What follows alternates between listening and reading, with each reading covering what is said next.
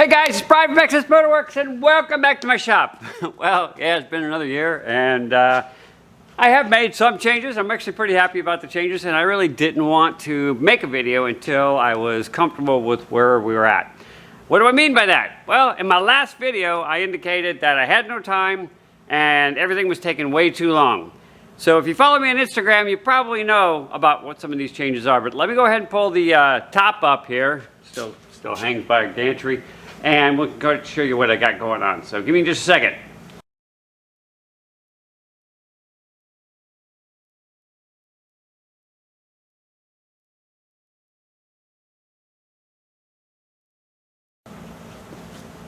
Guess things looks like they've changed just a little bit. Actually, it's really hard for you to see what's going on. So let me move the camera over here to the side and kind of go through all the changes. All right, so now that I'm really stepping back and actually looking at it myself, I have made basically everything change. Now, the suspension, that's still the Corvette C7, so that actually hasn't changed. That was pretty much on the car before. The shocks in the back are mounted. I still got to mount the front shock, but that's obviously hasn't changed. Everything else I've all talked about in episode 1 through 8, all gone. Didn't pan out. Never let it be said that I'm just going to stick with something just to be stuck with it. So what do I got? So in the back here, I've got an Audi DL382. That's a front wheel drive dual clutch transmission. That's mated to a 3-liter TFSI. It's got a little supercharger on it from Audi. So no adapter plates needed. They just bolt right together.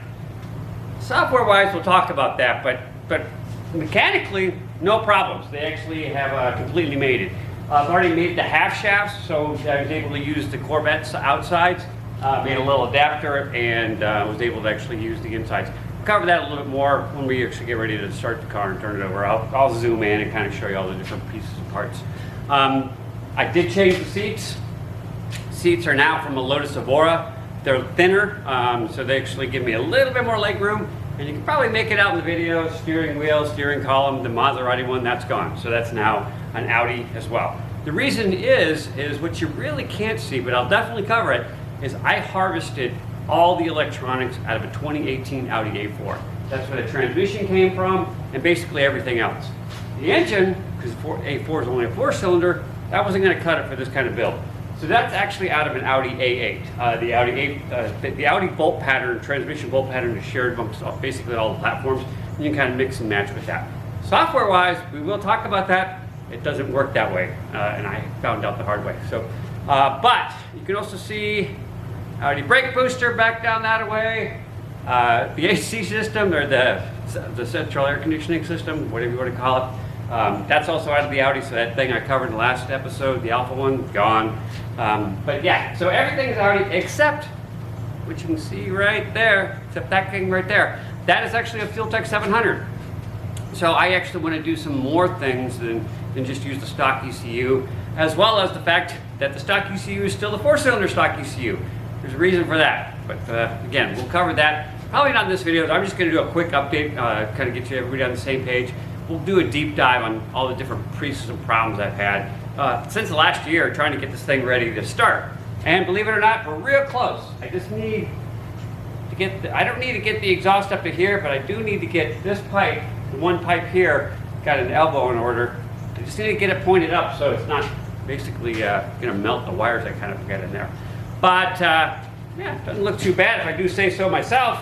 Let me get you a front angle and kind of show you some of the components up there. So the front, what can I say about the front? Well, from the video you can kind of see there's a lot of wires. So the car is basically wired right now. We have the headlights wired, we've got the tail lights wired, wiper motor, everything actually is functioning as it was in the original Audi 2018 A4.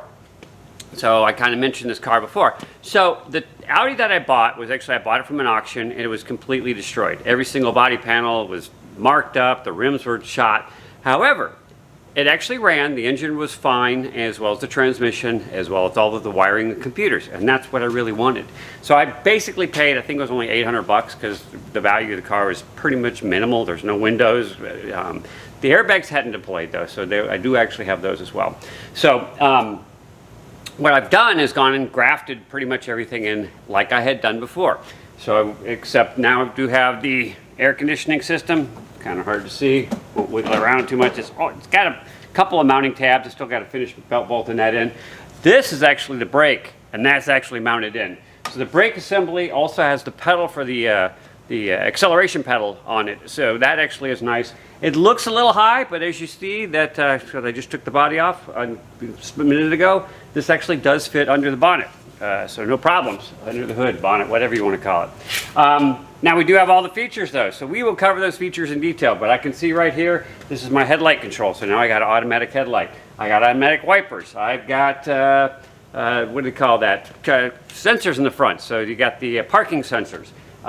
Pretty much everything you can possibly think of in a modern car. This was kind of more of a high-end A4. So pretty much all the features are there. Heated seats, heated steering wheel, that kind of stuff. So I'm really looking forward to that in a daily driver. The other car I have, I don't know if I showed it to you before, but I actually have Ferris Bueller's Day Off, the California GT250. Great car, love the car. However, not a lot of features to it, and it's only really practical to drive during a very nice day because I don't like to put the top up, and you know. Anyway, enough about that. Let's stay focused. So, what else can I show you for this quick update? And then we'll start going into detailed videos, you know, as we kind of go through the assembly process now that we're really close to getting it started. So let me pull these seats out and kind of show you all the layout of all the electronic components, and there's a lot of them. And welcome to my hell. So if you've been wondering what the heck I've been doing besides goofing off for last year, this would be it. So the Audi is what you're looking at right now is all of the Audi wiring from the A4. What you got is, this is actually one of the body control modules, and that actually has the key interface, so that kind of wakes the whole system up. Right next to that is the gateway module, and that has a very important role of talking to all the different modules in the car. They actually have 3 different networks in this car. It has a LIN network, the old-fashioned one-wire, also has CAN bus, as well as something called FlexRay. Damn you, FlexRay. If you don't know about FlexRay, which I didn't know about FlexRay, basically it started in 2013, and it's kind of like automobile Ethernet. It's definitely CAN on steroids, and it's one of the reasons why I actually have to do some of the hacking that we're going to talk about. So next to that, that is actually not an Audi module. That's actually a BMW module. The reason for the BMW module is pretty straightforward. I actually decided to run a Fueltech, and that's a Fueltech 700. Well, that cannot drive these direct injection motors. So you actually need to up those voltages quite a bit. So I'm using this basically BMW direct injection upgrade. So it takes the signal from the Fueltech, amplifies it to about 90 volts, and then connects to the actual injector itself to open it. So pretty straightforward, just a lot of work. Underneath there, it's a little hard to see, but there's the airbag control module. In the very middle, that's all my fuses. On the other side there, we've got a peak and hold for the Fueltech as well.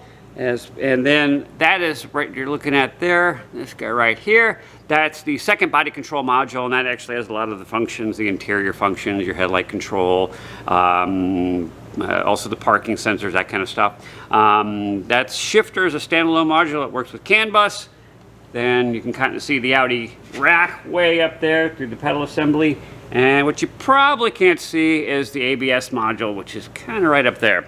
The only other module I'm aware of is the TCU, which is actually in the transmission. Oh, but below this body control module, what you can't see is the original A4 engine control module. And I do need that until I can figure out how to hack that FlexRay to basically make the transmission shift. So right now I'm kind of tricking the system.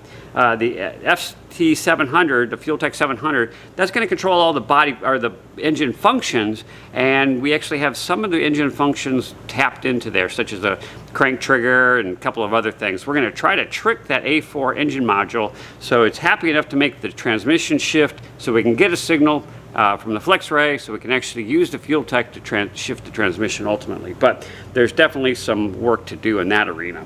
Other than that, got obviously the Audi seat belts. Those are actually locking seat belts, so that's kind of nice. And the shifter. The shifter ultimately is hopefully going to go away.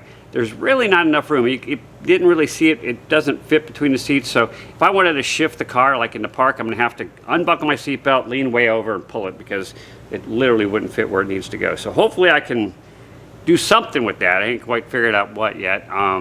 And that steering wheel right there, that's the stock Audi steering wheel. I actually have a better steering wheel. I just don't want to have it in the car until I actually need it. So this one can get messed up. I'm not too worried about that. So that kind of covers the wiring. Hopefully, if you have any questions, please let me know. I'd be happy to answer them. It's just a lot of wiring to cover.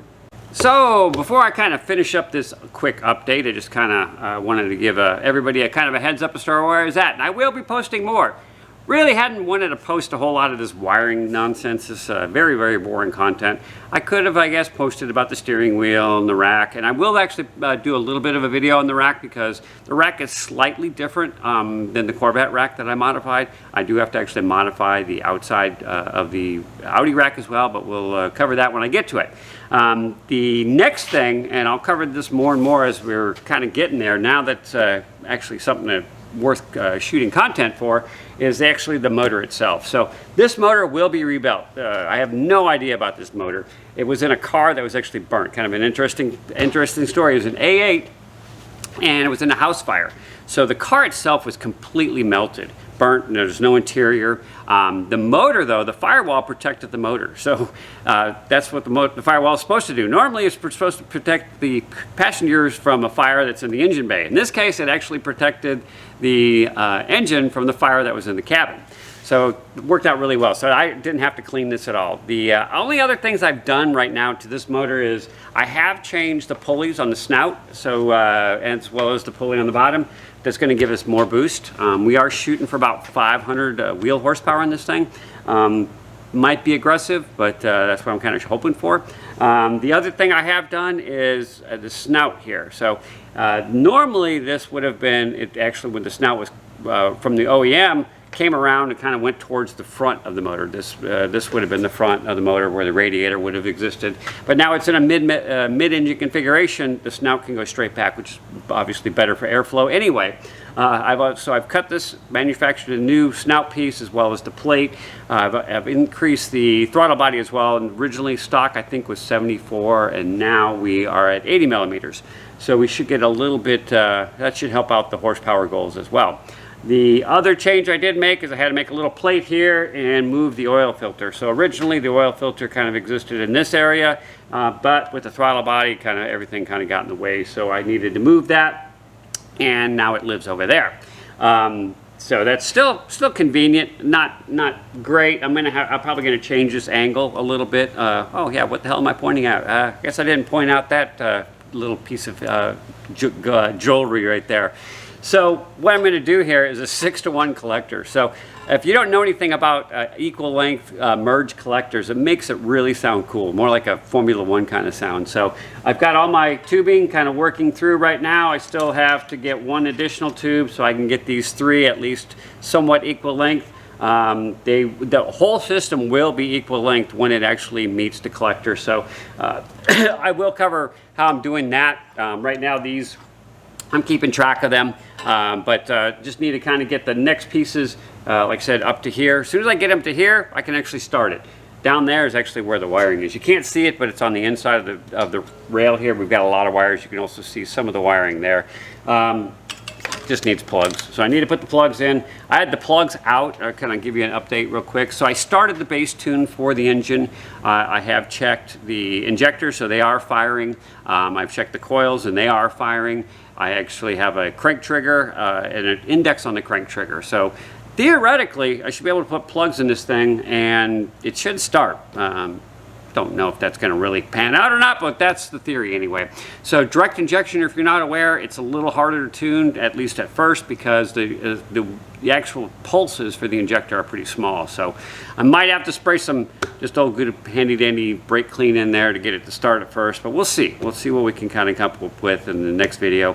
Yeah, so I don't know what else to point out. If you have any questions, please feel free to ask. Oh, this is interesting, I guess, somewhat interesting. So the shocks are mounted. You can't see the mounting points. So the car is actually riding on its own. This is actually, it's loose. So it is riding 4 inches off the ground. I got basically a little bit higher than 4 inches, 4¼ inches off the back. So still have to mount the front shock support, but the back is basically ready to go. So the next video, we'll be actually trying to get this thing to start. So until then, hey, from me and Dead Bob and some of the other guys that come around my shop, we do say thanks for watching.